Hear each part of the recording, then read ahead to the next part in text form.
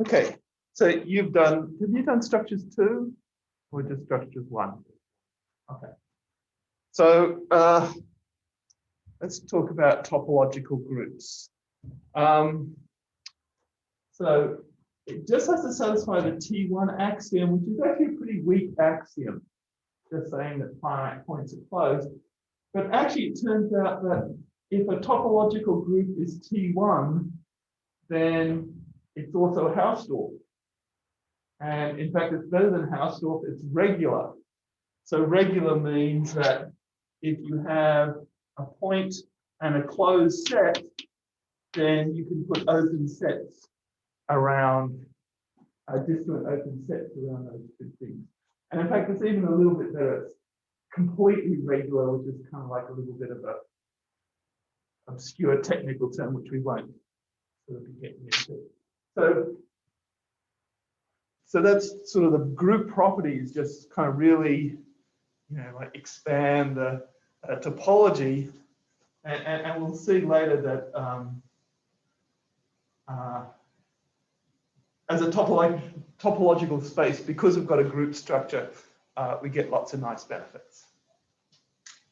Okay, and so just recall, we just need the group product and the group inverse to be continuous maps. And so examples, so really the integers under addition, it's trivially a topological group because the topology on Z is the discrete topology, and any group, topological group, any group with the discrete topology or the indiscrete topology is automatically a topological group, right? Because anything coming from something discrete is continuous, and anything coming from something discrete, going to something indiscrete is continuous. Then these two on here are under addition, and the positive reals under multiplication. We've already kind of proved that addition is continuous, subtraction is continuous, which is basically just the inverse. Multiplication is continuous, and division is continuous as long as we don't divide by 0. So again, the inverse is sort of taken care of. We can get the circle is gets to be a topological group because we can just consider the circle as the unit complex numbers. And so then from, again, from multiplication and division being continuous there, we get the circle as a topological group. A really important example is the general linear group. So you probably know that more GL and R when it's the over the reals, but really we can put in any R there, any topological ring. So just as you've got a topological group, just in the same way you get a topological ring, you just have the same definitions, the topological space at T1 such that all the operations, now you've got to add in, you put in multiplication as well. And so why is that? Why is that a topological group? Well, first, we consider it inside. So the obvious way to do it is it's inside matrices, right, which is a n squared dimensional space. And so we can so it's we can think of this as R to the n squared as a product space, and then GLN is a open subspace of the matrices. And why is that? What's the defining thing to be in the group GLN? Well, you have to be invertible. You've got to be invertible, so therefore? The determinant is non-zero. Exactly.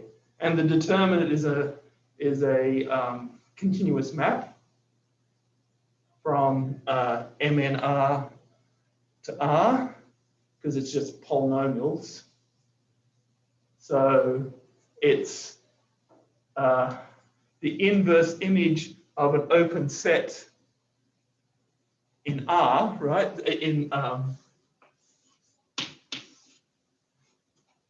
So that in our topological space, if we remove a point, that's going to be an open set because it's T1, right? So 0,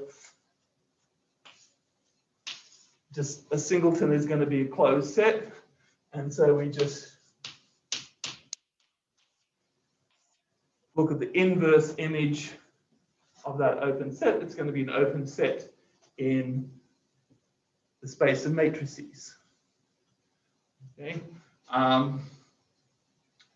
So it's a nice subspace. So it gets a topology from that. So it gets it's a nice topological space. It's T1, right? Because R, we're assuming R is T1. People in here, this product space is T1. What are we going to show? We've got to show that multiplication and inverse are continuous maps. But multiplication, what is multiplication? Multiplication, again, just comes to a bunch of polynomials in the entries of the matrix. So you're just doing multiplications and additions in R, so things are continuous there. And for the inverse, that's the same thing, because what does the inverse of a matrix be? How do we get that? Well, we get it from looking at all those cofactor matrices, which are again just polynomial expressions in the entries of the matrix, and then we have to divide by the determinant. And since the determinant is non-zero, the determinant is continuous map. Everything kind of works out. So so people, mathematicians actually study these things as topological spaces. So there's other matrix groups as well. So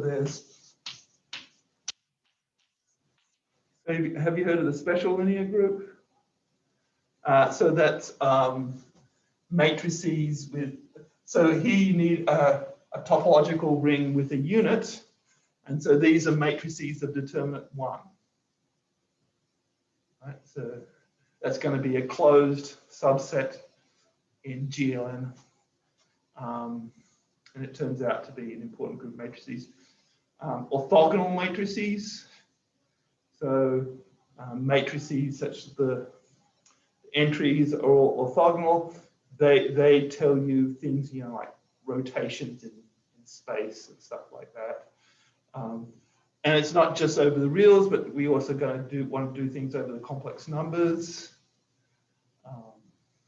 So there's special matrix groups there. Even you have matrices over the quaternions, right? Because the quaternions is a nice topological ring as well. So you can. So these are the types of groups that people use topology on. So, another thing is Lie groups. So all these are examples also of Lie groups. So Lie groups are groups which are also differentiable manifolds. And so you want to use topology in differential geometry as well. So These are really, really important examples, and there's people who just study these matrix groups and that, and they use topology as an important tool in that. Okay, so yeah, so you really don't want to use topology to examine finite groups, because it's a discrete topology, and topology is not going to give you anything. So it's these kind of things that you actually want to study. So in the book, they just give a bunch of questions. So what I thought I'd do today was we'll just work through some problems, and then the problems we don't get through, they'll be the assignment. Okay. So in group theory, did you when you did structures, did you see a question like this? It's called like the one-step subgroup test. Yeah, I remember doing names for all of, yeah, like subgroups, and yeah. So usually, so the theorem is H is a subgroup of G if it is non-empty and it's closed under the group operation and inverses. So that's probably the theorem that you would have learnt in structures. But you actually can go one better, which is there's kind of like one-step proof. So a subgroup H is a subset H is a subgroup if it is non-empty and it's closed under this map. Okay, so let's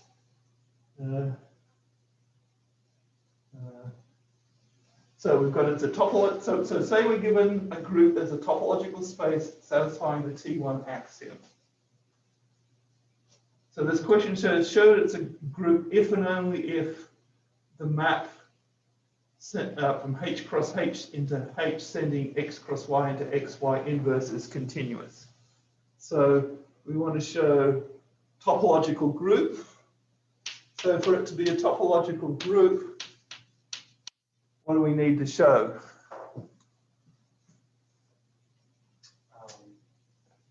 Just that the binary operation is continuous and inverse. Right. Is continuous and X inverse is continuous, and if and only if X. So there's only two things because the topological stuff has already been given to us. Okay, so which direction shall we go? So let's say it's a topological group.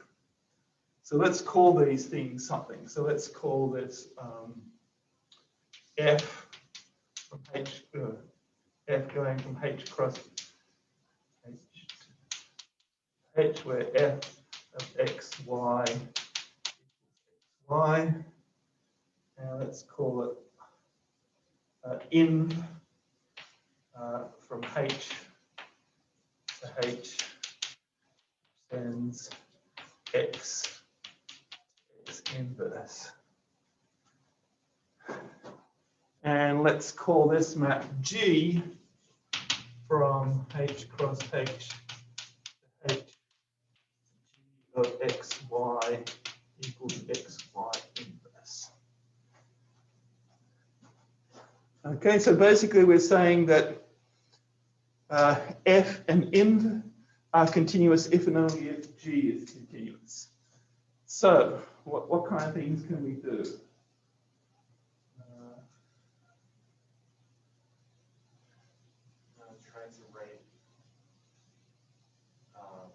Try to write group G as composition. Exactly. So something with those, and then probably also use going the other direction, like continuous and each variable separately, stuff like that. So using projections and so using compositions and projections. So we've got we've got to write these things. So let's try that.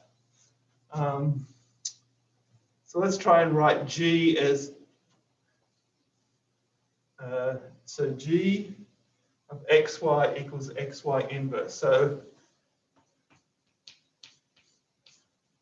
what do we got to do? First, what do we want to write xy as?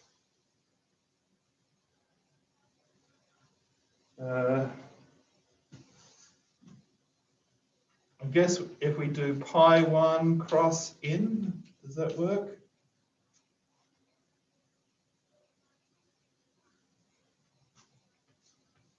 Pi 1 cross in sends xy to what?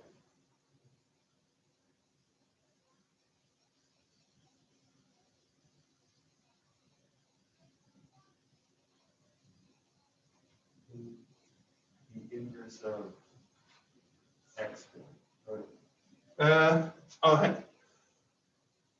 So hang on. Oh yes, I've got to make sure this makes sense, don't I? So pi. Oh no, that doesn't. So sorry, that didn't make sense. Sorry. Right, because pi 1 acts on h cross h, and in only works on a h. So it's got to be the same thing. Well, g of xy is f of x comma inverse of y, right? So equals what? F of x comma in acting on y. Ah, yeah. Okay.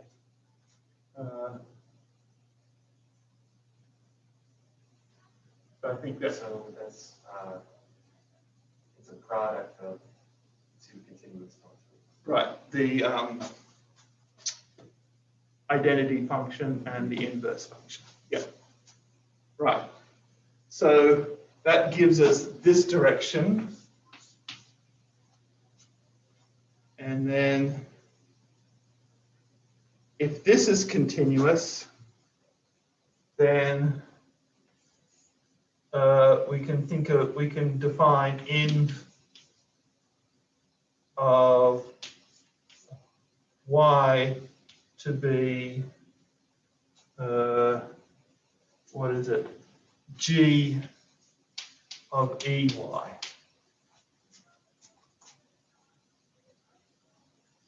And then I think this. So G is continuous with each variable separately. So Yeah. inverse is continuous. And I think what we've done here also works both ways for the so F and G.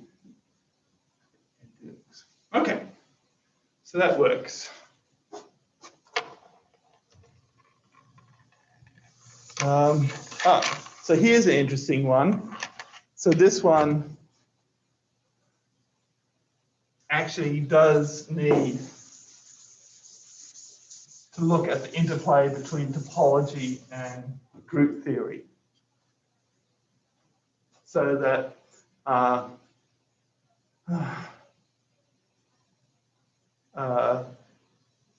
H is a subgroup of G, then both H and the closure of H are topological groups.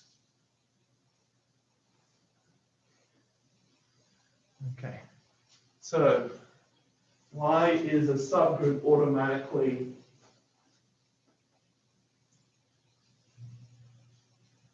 a topological group. Well, the subspace is going to satisfy the T1 axiom.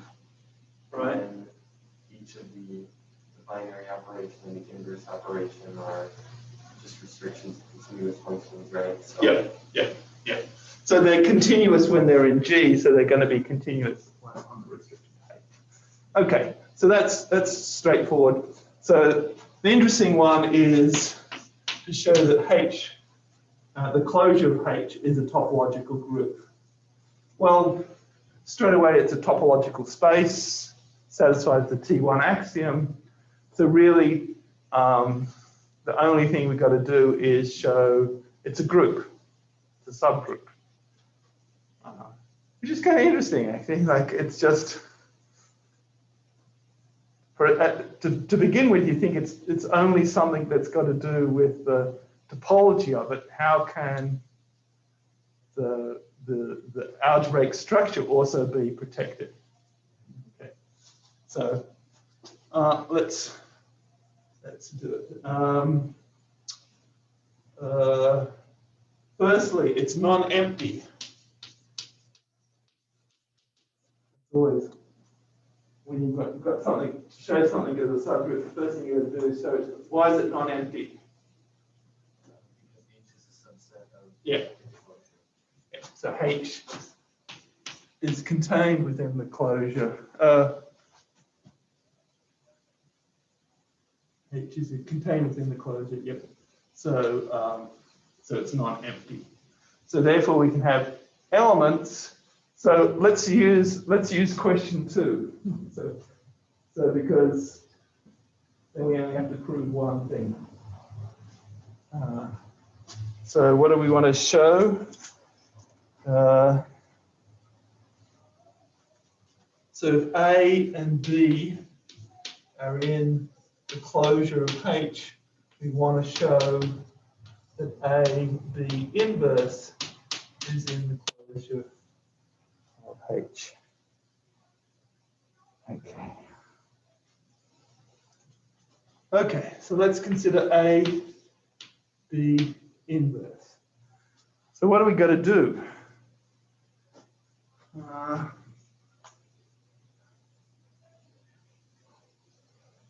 So to show that it's in the closure, how do we define something as in the closure of H?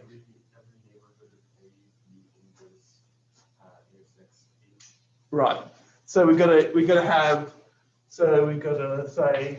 start off with a neighborhood of AB inverse, and we've got to show that U intersects H non-trivially. Okay.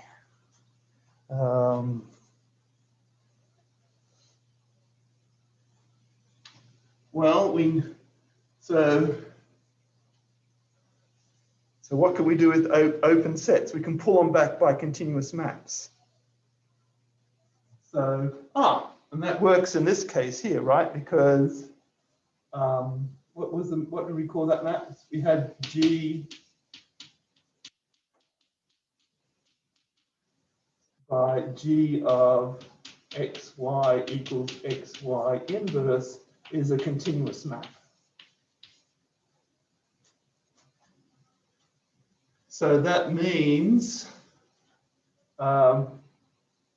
we can pull back G inverse of U. So if we pull back an open neighborhood in H, what do we get?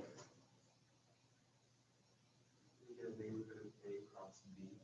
Right. So we get an open set in H cross H, which contains A and B, and within that open set, we can pick out one of the correct form. Contains, let's call them A and B, capital A and capital B. So what is capital A? Capital A is a neighborhood of little a, and capital B is a neighborhood of little b.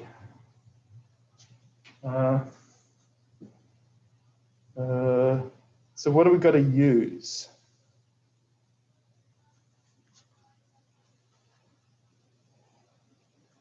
What haven't we used yet? Oh, we haven't used this yet. Right. So that means what? That A, capital A is a neighborhood of A, so therefore A H. And B is also a neighborhood of little b, which is in the closure, so capital B H. So what do we got?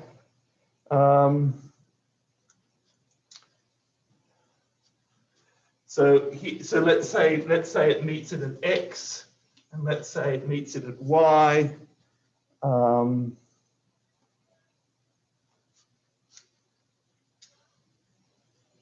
Then XY inverse is an element of H. And that's going to be in the neighborhood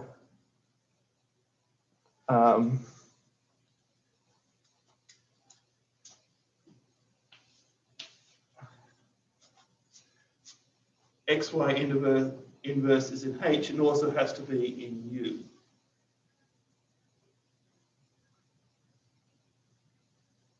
I think that does it, doesn't it? Because U was started off being arbitrary. So if you want to think of G as a function from H cross H to H, or as a function from G cross G to G? Yes, you're right. Oh no, it's okay to do it as I think it doesn't matter.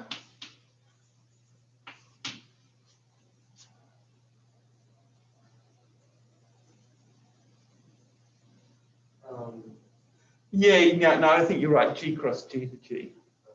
Yeah, because we want to make sure that when we pull it back, we're getting stuff which is not necessarily in H. If we do it just from H cross H to H, then we only get stuff which is in the subgroup. We can't get stuff which is in the closure.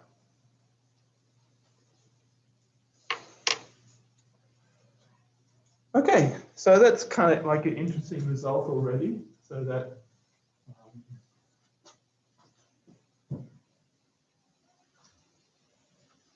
so here is what really I think one of the really important kind of theorems that shows you that groups are interesting from a topological point of view, is the fact that they're a homogeneous space. So that every as a topological space, every kind of point looks kind of like in a sense the same. There's a homeomorphism which is going to send you X to Y. So that really bothers me because, like, those aren't even, from the algebraic perspective, those aren't even endomorphisms, right? They don't even satisfy the homomorphism property in general, right? Right. Yes. So homeomorphisms aren't really homomorphisms. This kind of bothers me. They're like very different, you know, in this case. So, so why are these homomorphisms? Well, so what do we got to show? We've got to show that they're bijections. And that's pretty straightforward, right? Because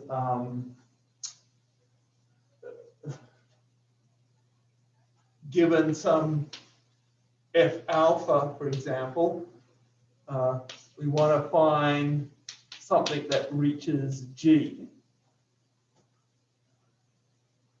So this is to prove surjection. So obviously, what alpha inverse G gets sent to G. And if F alpha G1 equals F alpha G2, then alpha G1 equals alpha G2, so G1 equals G2. So, and the same is true for the map G alpha. So quite obviously they're bijections, so we just got to show they're continuous, and they're continuous because multiplication is continuous. So we're just keeping one factor constant. So you see that there are homogeneous maps. And their inverses are continuous because of the first question. Yeah. Yes, so not only is F alpha continuous, but F alpha inverse is continuous. And then the final thing to do is homogeneous space. So we need, so given an F alpha, we've got to send X to Y. Well, we already knew what will work. If we let alpha be what? Y X inverse. We'll send X to Y. And then correspondingly, G X inverse Y. We'll send X to Y. So they're homogeneous spaces.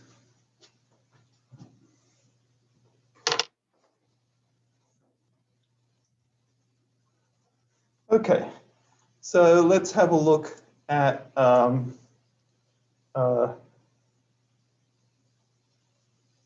quotient groups.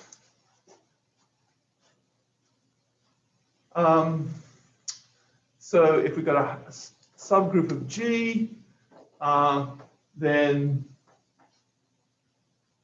we naturally get this set of left cosets of H and G. So we're not saying anything about H being normal yet. We're just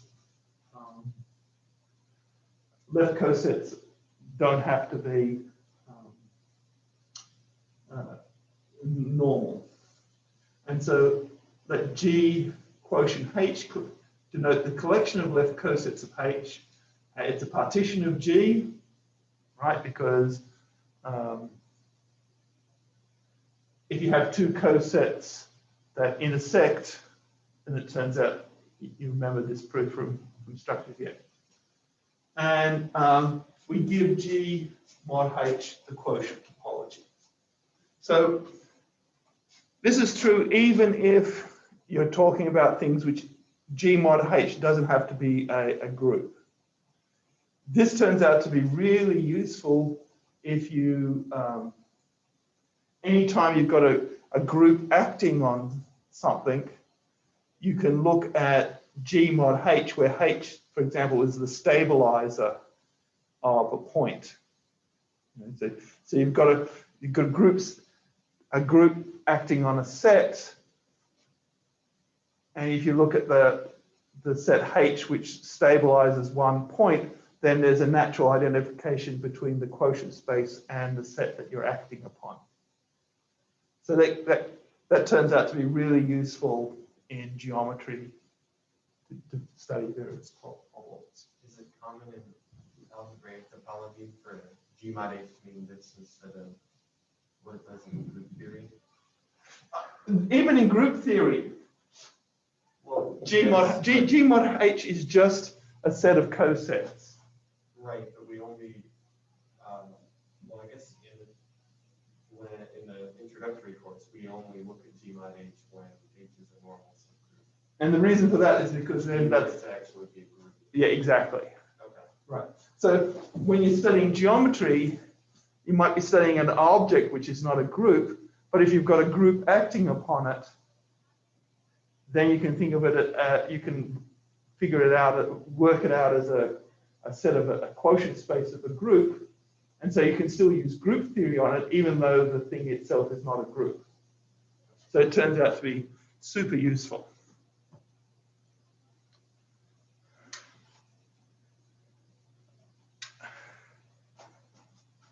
Okay. So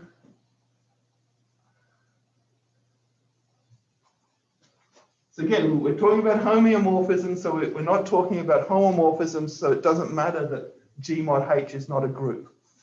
G mod H is still a perfectly good topological space. And so you can have homeomorphisms on it. So by the same thing as before, we look at F alpha before, which is what? Left multiplication by alpha. And so you've got this map here. And so we want to conclude that G mod H is a homogeneous space. And really the same proof as before all sort of goes through. So what do we got to show? We've got to show a bijection. F alpha is a bijection. Well, it's really the same thing, right? Because if we've got GH is some arbitrary left coset,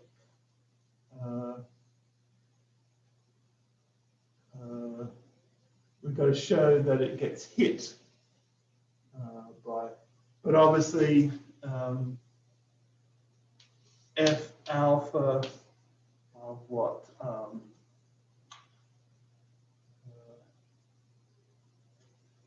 Alpha inverse G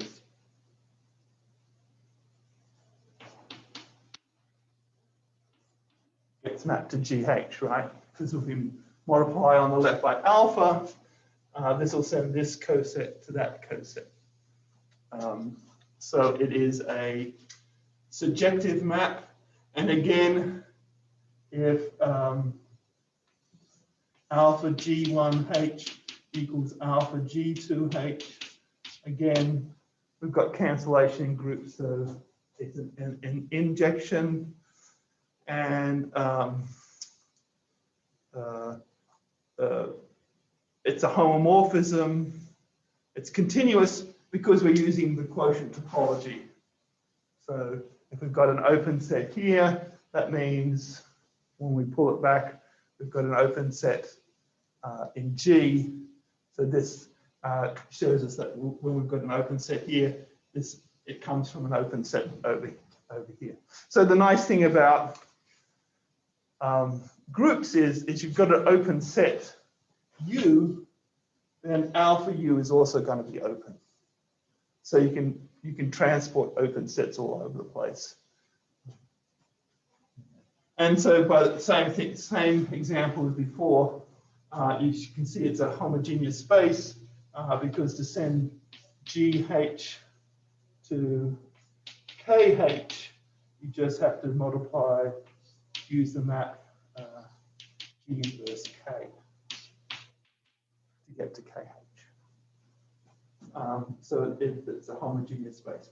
So it doesn't have to be a group, and it has nice topological properties.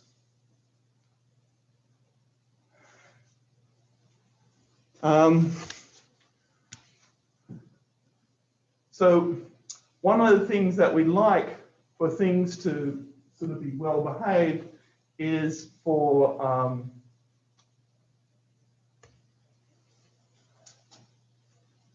so we have the quotient topology. So just because G has is T1 doesn't mean, remember that the quotient doesn't need to be T1. So all we need for that to happen is for H to be a closed set in the topology.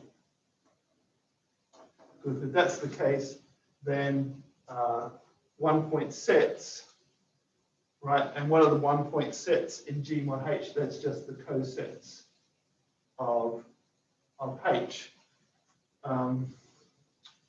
So if H is closed, the coset H in G1H is closed. And so if we move it around a little bit, it'll also be closed as well.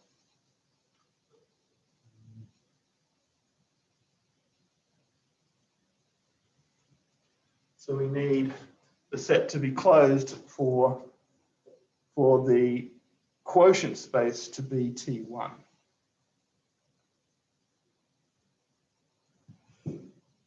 Okay.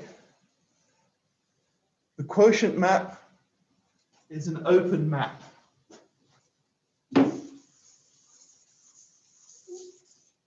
So what does that mean? So we want to send open sets in G to open sets in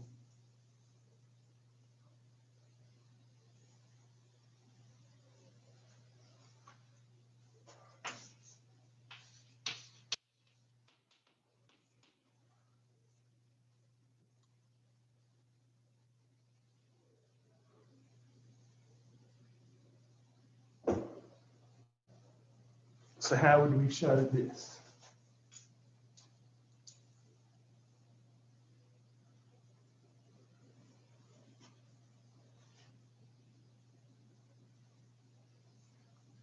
Want to show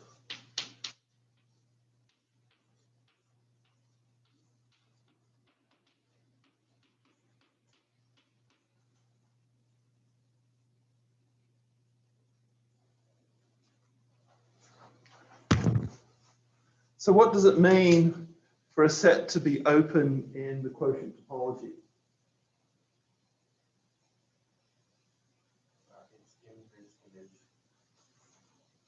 Right, i.e. we want to show that P inverse of PV is open in G. That's what it means for a set to be open in the quotient topology.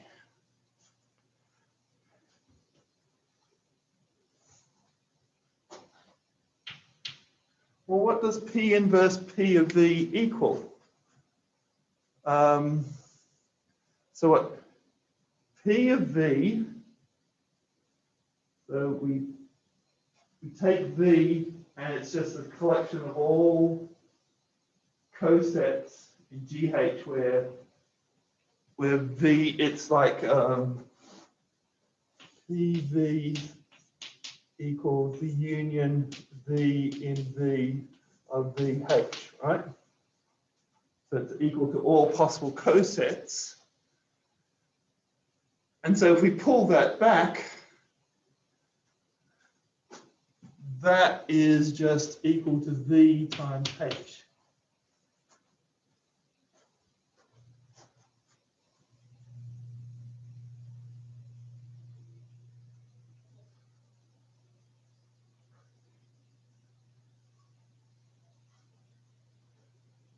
So the pullback of this then is every possible element that can be written as an element of V times an element of H. But what is this equal to? So we want to show that it's open.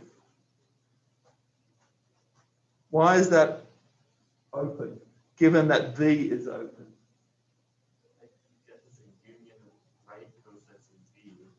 Right. So it's a union of VH, H in VH, and so it's a union of open sets. So therefore it's open. It's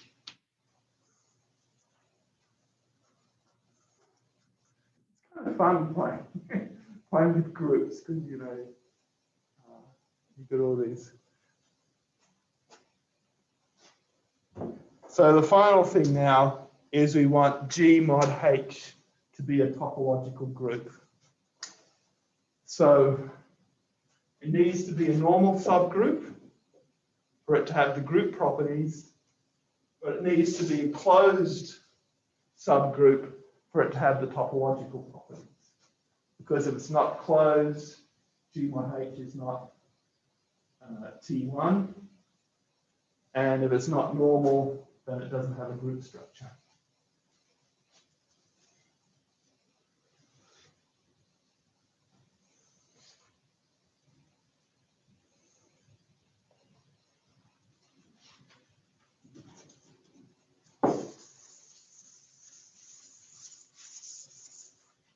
And so that's pretty self-evident, but let's just put up the commutative diagram since you know commutative diagrams.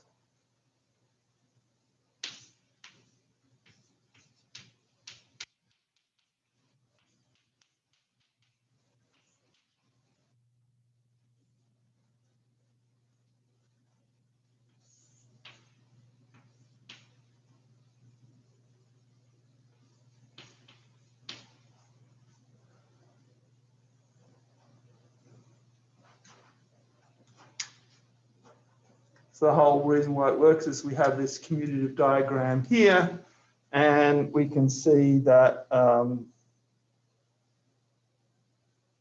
what do we want to show that this is continuous. So that is left multiplication in the quotient space. Okay. So we know that it inherits from, since it's a normal subgroup, we know that it inherits a group structure just from normal group theory, but we've got to show that it's continuous. And so if we have an open set U here, well, we can just pull it back, and then since these things are continuous, and this is an open map, if we've got an open map here, it goes up, back, down, and it's an open map there.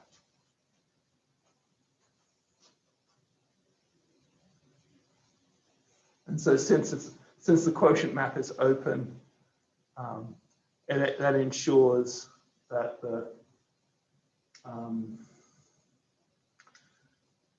the group product is continuous in the quotient topology. And you get a similar sign, you get a similar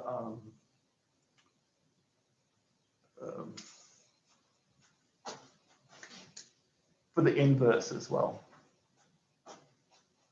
Since the inverse is continuous in the group and the P is an open continuous map, the inverse in the quotient group is also continuous.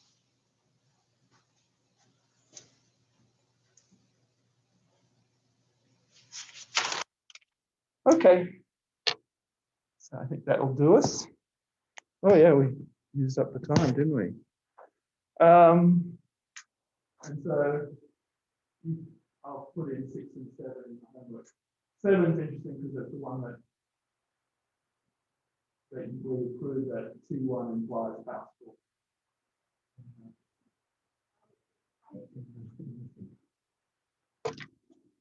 Okay.